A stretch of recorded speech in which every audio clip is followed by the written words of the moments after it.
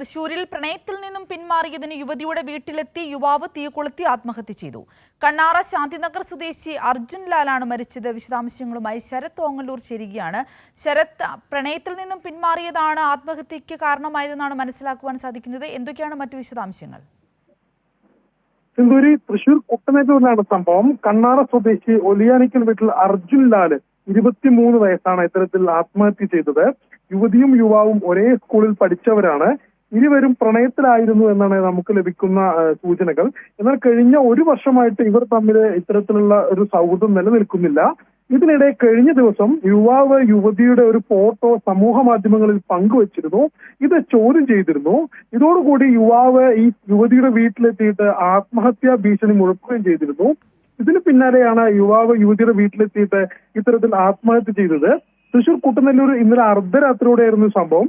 സുഹൃത്തുക്കളും ഒന്നിച്ച് കണ്ണറയിൽ ഇരിക്കുന്നതിനിടെ ഭക്ഷണം വാങ്ങി വരാം എന്ന് പറഞ്ഞാണ് യുവാവ് അവിടെ നിന്ന് പോകുന്നത്.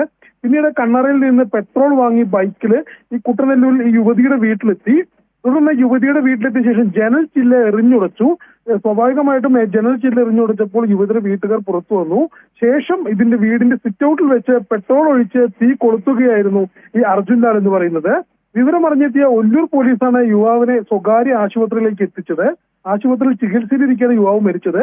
ഇൻക്വസ്റ്റ് നടപടികൾ പൂർത്തിയാക്കിയ ശേഷം മൃതദേഹം പോസ്റ്റ്മോർട്ടത്തിനായി കൊണ്ടുപോയിരിക്കുകയാണ് സിന്ധൂരി. വ്യക്തമാണ് ശരത്. തൃശൂരിൽ പ്രണയത്തിൽ നിന്നും പിന്മാറിയതിന് യുവതിയുടെ വീട്ടിലെത്തി യുവാവ് തീ കൊളുത്തി ആത്മഹത്യ ചെയ്തു. ഇന്നലെ അർദ്ധരാത്രിയോടെയാണ് സംഭവം.